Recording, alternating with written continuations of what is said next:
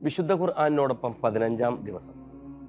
ഖുർആാനിലെ സൂറത്തുൽ ഇസ്രായിലെ സമ്പൂർണമായ 111 സൂക്തങ്ങളും സൂറത്തുൽ കഹ്ഫിൻ്റെ ആദ്യത്തെ 74 സൂക്തങ്ങളും ചേരുന്ന 15-ാം ജുസ്ഇലെ കേന്ദ്ര പ്രമേയങ്ങളാണ് ഇന്ന് നാം ചർച്ച ചെയ്യുന്നത്. മക്കയിൽ നിന്ന് ഫലസ്തീനിലേക്കുള്ള പ്രവാചകന്റെ രാപ്രയാണത്തെക്കുറിച്ച് സൂചിപ്പിച്ചുകൊണ്ടാണ് സൂറത്തുൽ ഇസ്രാ ആരംഭിക്കുന്നത്. ബനൂ ഇസ്രായേലരുടെ കുടിലമായ ചെയ്തികളെക്കുറിച്ചുള്ള പരാമർശം തുടർന്നുള്ള ആയത്തുകളിൽ കാണാൻ സാധിക്കും. 23-ാം സൂക്തം മുതൽ 38-ാം സൂക്തം വരെയുള്ള സൂറത്തുൽ ഇസ്രായിലെ പരാമർശങ്ങൾ അതീവ ഗൗരവമർഹിക്കുന്നതാണ്.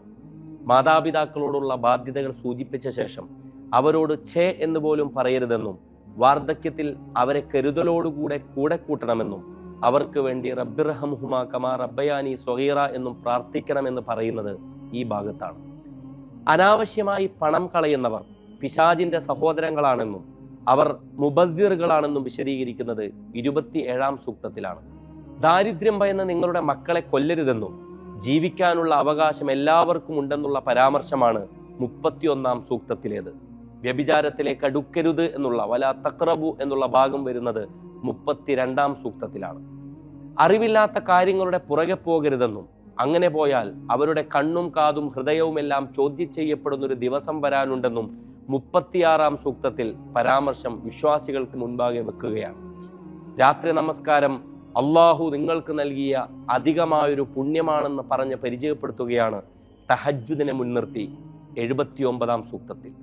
സത്യം വന്നുവെന്നും അസത്യം മാഞ്ഞുപോയെന്നും പറഞ്ഞ് ഇന്നൽ ബാത്തില കാന സഹൂക്ക, ബാത്തിൽ തകർന്നടിയാനുള്ളതെന്ന് വിശദീകരിക്കുകയാണ് 81-ാം സൂക്തത്തിൽ പടച്ചതമ്പുരാൻ ചെയ്യുന്നത്.